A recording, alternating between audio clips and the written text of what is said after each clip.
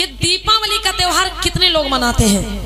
हाँ हाथ उठाइए आराम से, सब लोग मनाते हैं। अच्छा ठीक, हाथ नीचे कर लीजिए। अच्छा, दीपावली में जो पूजा होती है लक्ष्मी गणेश जी की, वो पूजा कितने लोग करते हैं? वो लोग हाथ उठाएं। लक्ष्मी गणेश जी की पूजा कितने लोग करते हैं? आप करते हो भैया? बहुत अच्छी बात है। हम कहाँ कह रहे हैं गलत बात है भैया, खूब पूछते रहो। गोबर गणेश पूजने से तो कल्याण ही होगा हमारे समाज का। बहुत अच्छी बात भैया, लक्ष्मी पूजो नहीं तो लक्ष्मी मिलेंगी कैसे फिर? पूजना चाहिए भाई, हम तो नहीं कह रहे नहीं पूजना चाहिए। माताएं बहने हाथ उठाइए, कितने लोग लक्ष्मी गणेश जी की पूजा करते हैं दीपावली के दिन? हाथ उठा दीजिए आप लोग। हाँ, ऊंचे ऊंचे हाथों उठाइए जो लोग करते हैं।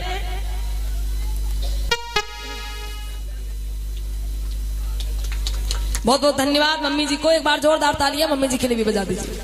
देखिए माताएं बहने, अच्छा, जो दीपावली का त्योहार आता है, दीपावली का त्योहार क्यों मनाया जाता है? देखिए, इसमें किसी की निंदा वाली बात नहीं है। ये कोई मत समझे कि किसी की निंदा की जा रही है। जो हकीकत है, जो सच्चाई है, वो आप लोग समझे।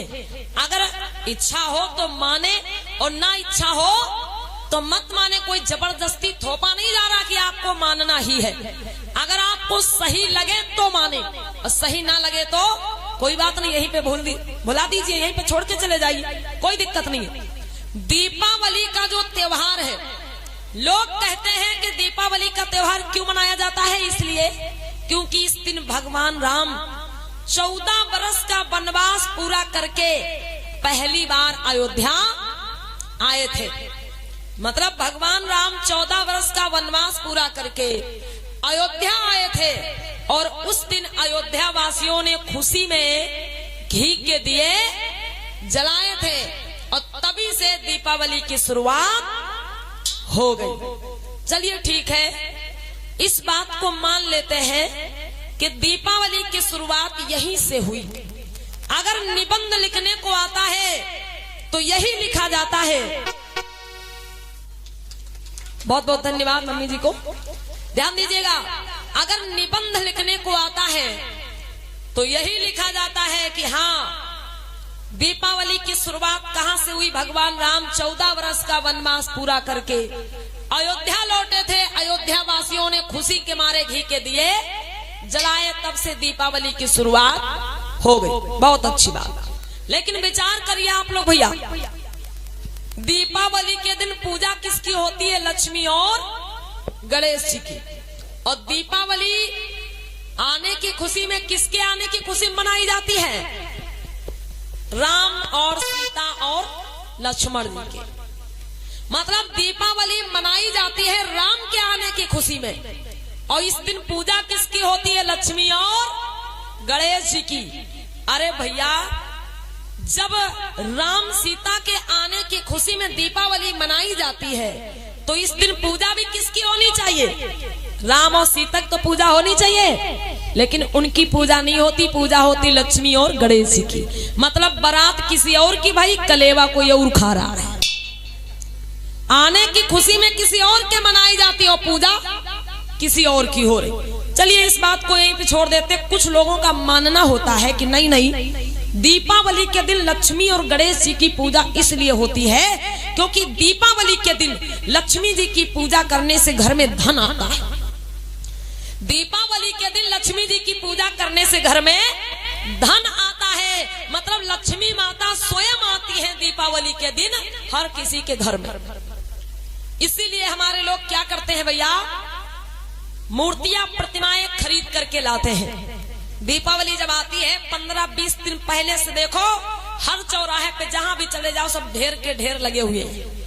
कोई 50 रुपया की, कोई 100 रुपया की, कोई 200 रुपया की, कोई 500, कोई 1000 रुपया की मूर्ति खरीद के ला रहा है और घर में बैठ करके पूजा कर रहा है कि हमें धन मिलेगा, लक्ष्मी जी हमको धन देंगे। अब विचार करिए अम्मा बहनों, अगर जो आप 100 रुपया की, 50 रुपया की मूर्ति खरीद करके लाते हैं और घर में बैठ करके पूजा करते हैं और कहते हैं हमको धन मिल जाएगा, अगर उस मूर्ति की पूजा करने से धन मिलता होता भैया तो दुकानदार वो 100 रुपया की 50 रुपया की मूर्ति आपको नहीं बेचता। समझ रहे इस बात को? अगर लक्ष्मी गणेश जी की मूर्ति जो लोग खरीद के लाते हैं और कहते हैं पूजा करने से हमको धन मिल जाएगा, अगर उस मूर्ति की पूजा करने से धन मिलता होता तो दुकानदार वो 100 रुपया 50 रुपया की मूर्ति आपको नहीं बेचता, वो खुद ही पूजा करके धन मांग लेता। अब विचार करो भैया, किसी को पता चल जाए कि हाँ इधर खेत में सोने का घड़ा गड़ा हुआ है, भाई किसी व्यक्ति को पता चल जाए कि इधर खेत में सोने का भरा घड़ा गड़ा हुआ है, तो वो व्यक्ति क्या करेगा? पूरे गांव में हल्ला मचाएगा, भैया तुम चलो खोद लाओ, भैया तुम चलो ले आओ, हल्ला मचाएगा। वो तो अकेले ही जाके ले आएगा पूरा। तो अगर लक्ष्मी गणेश जी की पूजा करने से, अगर उस मूर्ति को घर में लाने से उससे धन बरसता होता तो दुकानदार वो 100 रुपया 50 रुपया की मूर्ति आपको नहीं बेचता, वो खुद ही पूजा करके धन मांग लेता। मतलब असली लक्ष्मी तो आप वहां दे आते हो, असली लक्ष्मी जो आपके पास है उसको आप दे आते हो, और मिट्टी पत्थर ले आते हो घर में और कहते हो इनकी पूजा करने से धन बरसेगा। कितना बड़ा अंधविश्वास है। आगे विचार करिएगा, हमारे लोग घर में बैठे हुए हैं, पूजा कर रहे हैं, हाँ लक्ष्मी जी हमारे घर आएंगी, लक्ष्मी जी हमारे घर आएंगी, लक्ष्मी जी हमारे घर आएंगी। लेकिन एक बात पे अम्मा बहनों विचार कर लीजिएगा, लक्ष्मी जी की सवारी क्या है? लक्ष्मी जी की सवारी है उल्लू। लक्ष्मी जी की सवारी क्या है?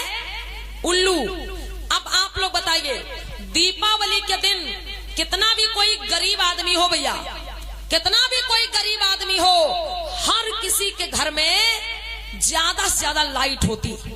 आजकल दीपक और मोमबत्ती का काम ही खत्म, सब इलेक्ट्रॉनिक सुविधा है, बढ़िया चमकदार बल्ब जल रहे हैं, छत से लेकर के नीचे से लेकर के हर जगह। मतलब कितना भी गरीब आदमी हो उसके घर में खूब उजाला ही उजाला होता है। आप लक्ष्मी जी की पूजा कर रहे हो घर में बैठ के, लक्ष्मी जी को बुला रहे हो और एक तरफ आप घर के चारों तरफ लाइट ही लाइट जला के बैठे हो, और भैया लक्ष्मी जी जो है ना उनकी सवारी जो है उल्लू, वो उजाले से मजबूर है। उल्लू को उजाले में दिखाई देता है? बताइए आप लोग, उल्लू को उजाले में दिखाई देता अम्मा बहनों? नहीं दिखता है। तो फिर तुम कैसे कह सकते हो लक्ष्मी जी हमारे घर आएंगी? अरे घर में बैठे पूजा कर रहे हो और घर के चारों तरफ आपके उजाला जल रहा है, अगर लक्ष्मी जी आएंगी भी ना, उनकी सवारी को दिखाई नहीं देगा उजाले में, तो वो आएंगी कैसे? और दूसरी बात भैया, दीपावली के दिन गोला पटक्का तो खूब ही दगत, और उल्लू हो चाहे कोई पक्षी हो, गोला पटक्का तो बहुत डरात भैया। दीपावली के दिन गोला पटक्का तो खूब ही दगते, और उल्लू हो कोई पक्षी हो, गोला पटक्का बहुत डरता है। अब आप एक तरफ घर में उजाला जला के बैठे हो, उनकी सवारी को दिखाई नहीं देगा, और एक तरफ आपके घर में द्वारे पे भाई खूब गोला पटक्का दग रहे हैं, उल्लू गोला पटक्का की आवाज सुनेगा, आएगा ही नहीं। अब बताओ लक्ष्मी जी कैसे आएंगी तुम्हारे घर? कैसे आएंगी बताओ? तुम पूजते रहो, धन कभी नहीं मिलने वाला। लक्ष्मी जी आएंगी, पता किसके घर आएंगी? मुसलमान भैया के घर आएंगी। काहे? क्योंकि वो लोग तो दीपावली मनाते नहीं भैया, मुसलमान भैया लोग तो दीपावली मनाते नहीं, और उनके घर में होगा अंधेरा, और लक्ष्मी जी का हेलीकॉप्टर सीधे जाके उन्हीं के घर में उतरेगा, क्योंकि अंधेरे में भैया उल्लू को बिल्कुल साफ दिखाई देता है। अंधेरे में उल्लू को बिल्कुल साफ दिखाई देता है, और उजाले में उसको नहीं दिखाई देता। वो लोग बिना पूजा किए धनवान हो जाएंगे, और तुम बुलाते रहो लक्ष्मी जी नहीं आने वाली। कैसे आएंगी भाई? जो चीज खतरा है उसको तुम जला के बैठे हो, तो कैसे लक्ष्मी जी आ जाएंगे? बताइए आप। तो प्यारे बंधुओं, पूजा करिए। पूजा का मतलब ही होता है पूरी जानकारी। पूजा का मतलब क्या होता है? पूरी जानकारी। उसके बारे में पहले पूरी जानकारी कर लीजिए। अब बुला रहे हो लक्ष्मी जी को, तो भाई अपने घर में अंधेरा रखो, क्योंकि अंधेरे में दिखाई देगा उनकी सवारी को, उजाले में दिखाई नहीं देगा तो आएंगी कैसे वो? इसलिए माताओं बहनों देखिए, त्योहार का मतलब मैंने अभी क्या बताया, त्योहार का मतलब होता है तुम्हारी हार। त्योहार का मतलब ही होता है तुम्हारी हार। ये जितने भी त्योहार हैं, त्योहारों को नहीं मनाना है।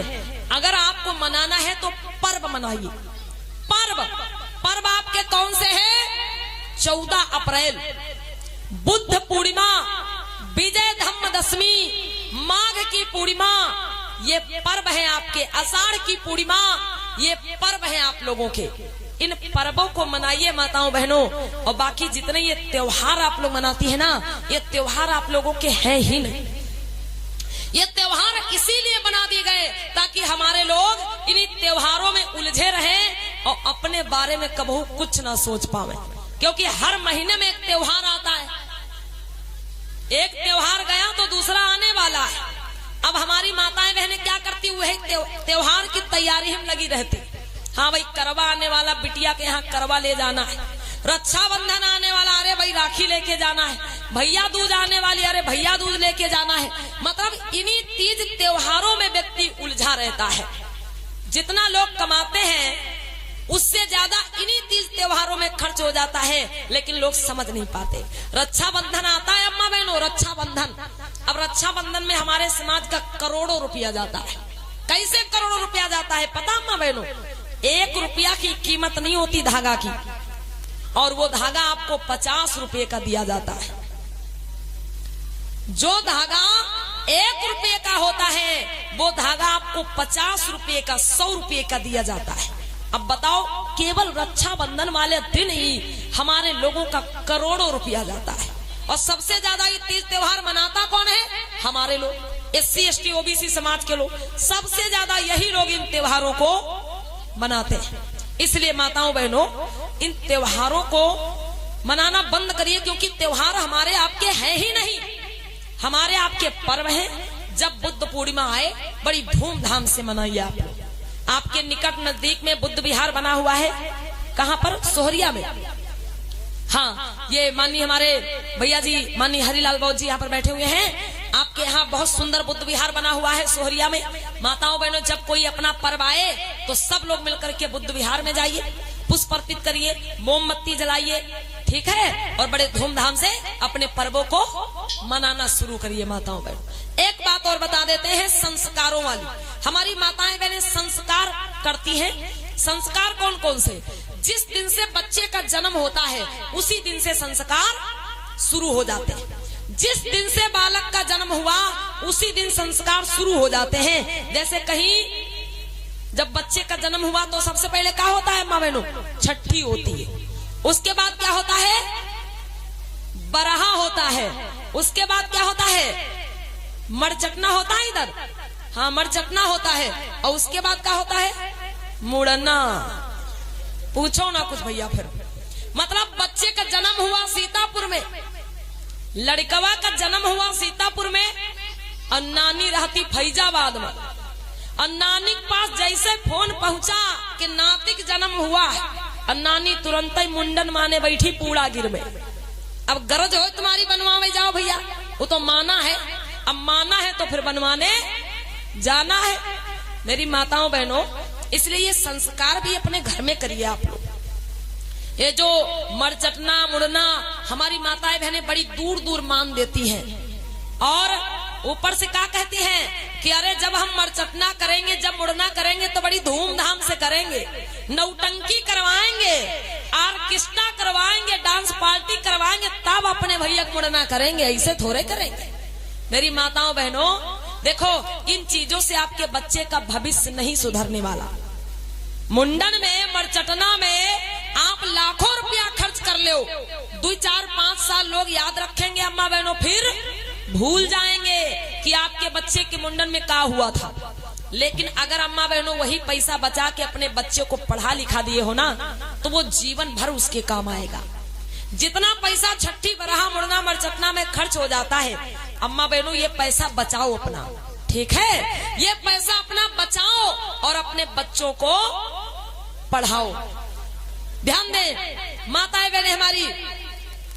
और एक चीज माताओं बहनों, ये जो संस्कारों की बात चल रही है, मुड़ना मरचटना की बात चल रही है, माताएं बहनें हमारी ध्यान दें इधर। अब की बार नवरात्रि में, अब की बार नवरात्रि में कितनी ट्रालियां पलटी हैं भैया लोग हमारे इधर। आप लोगों ने तो यूट्यूब पर फेसबुक पर देखा होगा, अब की नवरात्रि में कितनी ट्रालियां पलटी हैं। और वो ट्रालियां कहाँ जा रही थी? हाँ जी अंकल। अच्छा क्या नाम भैया आपका? राजकुमार। भाई एक बार जोरदार ताली बजाइए हमारे राजकुमार भैया जी के लिए। बहुत बहुत धन्यवाद है। ये भैया जी ने जो अंधविश्वास अपने गले में बांध रखा था, इससे भैया हमारे मुक्त हो गए। एक बार जोरदार ताली भैया के लिए बजा दीजिएगा। माताओं बहनों, इसी का नाम है परिवर्तन। जब इन चीजों से आप मुक्त होंगे तभी आप बाबा साहब भगवान बुद्ध के अनुयायी कहलाएंगे। और अगर इन अंधविश्वासों में पड़े रहेंगे तो फिर आप भगवान बुद्ध बाबा साहब के अनुयायी नहीं हो सकते, ये समझना। तो अम्मा बहनों, जो संस्कारों की बात चल रही है अभी तक, सुन ले आप लोग 2-4 मिनट और।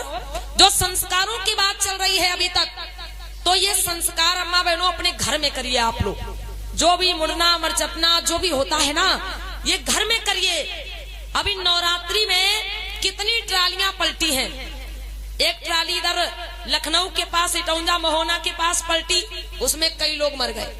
एक 46 लोग मर गए, बताओ। एक ट्राली इधर कानपुर में घाटमपुर में पलटी, कानपुर में घाटमपुर में, उसमें भी 25-26 लोग मर गए। अब ध्यान देना अम्मा बहन, वो लोग कहाँ गए थे पता है? वो लोग मुंडन करवाने गए थे।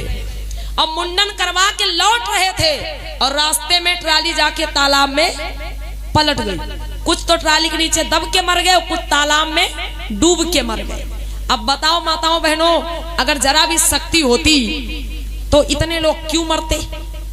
विचार करिए आप लोग, खुद विचार करिएगा। अरे भाई वो लोग तो देवी मैया के दरबार में गए थे और जब वापस आ रहे थे तो उनको सुरक्षित भाई उनके घर पहुंचाना चाहिए था, लेकिन बेचारे रास्ते में सब मर गए। तो ये चीज समझना है अम्मा बहनों, जब ये संस्कार आप लोग अपने घर में करेंगे तो कम से कम जान तो बची रहेगी। अगर ये संस्कार आप अपने घर में करेंगे तो कम से कम आपकी जान तो सुरक्षित रहेगी। ये चीजें माताओं बहनों आप लोगों को समझना है। तो ये जो भी आप संस्कार करती हैं अपने घर में करें मेरी माताएं बहनें, इधर उधर दूर दूर कराने के लिए ना जाएं, क्योंकि ये जो सर के बाल होते हैं ना, ये कोई प्रसाद में मानने वाली चीज नहीं होती बहनों। अगर कोई अपने बच्चे के बाल मुंडवा के और आपकी देहरी पर रख जाए, दरवाजे पर रख जाए, आपको अच्छा लगेगा? अच्छा लगेगा? बताओ, बिल्कुल भी अच्छा नहीं लगेगा। अगर कोई अपने बच्चे के बाल मुंडवा के आपके द्वारे दरवाजे पर रख जाए, आपको अच्छा नहीं लगता है, तो आप दूसरे के द्वारे बाल रखाती भाई, उनको कैसे अच्छा लगता होगा? ये खोपड़ी के बाल भी कोई प्रसाद में चढ़ाने वाली चीज है? कोई मानने वाली चीज है? इन अंधविश्वासों से बाहर निकले मेरी माताएं बहनें, और जितना पैसा इन चीजों में खर्च करती ना, वो पैसा बचा के अपने बच्चों को पढ़ाइए। छठी बरहा मुड़ना मरचपना में लाखों रुपया लोग खर्च कर देते हैं। मतलब जब तक बच्चा 5-6 साल का होता है तब तक लाखों रुपया खर्च कर देते हैं, और जब बच्चा के ऊपर पैसा खर्च करने की बारी आती, जब बच्चे को पढ़ाने लिखाने का नंबर आता है, तब पैसा नहीं है। तब सरकारी स्कूल में नाम लिखा दिन भैया जाओ और खिचड़ी खाओ, तब पैसा नहीं है। मतलब मुड़ना मरचपना के लिए कर्जा ले लेंगे भाई, दिल्ली पंजाब लुधियाना कमाने चले जाएंगे। अरे हमको अपने भैया का मुंडन करवाना है, बड़ी धूमधाम से नौटंकी करानी, उसके लिए बाहर कमाने चले जाएंगे। अरे भैया कमाना है तो अपने बच्चों की पढ़ाई के लिए कमाओ, बच्चों को अच्छी शिक्षा दिलाओ जो जीवन भर काम आएगी। और मुड़ना मरचपना में लाखों करोड़ों खर्च कर दो, उससे आपके बच्चे का जीवन नहीं सुधरने वाला। ये चीज ध्यान रखिए। बोलिए भगवान बुद्ध की।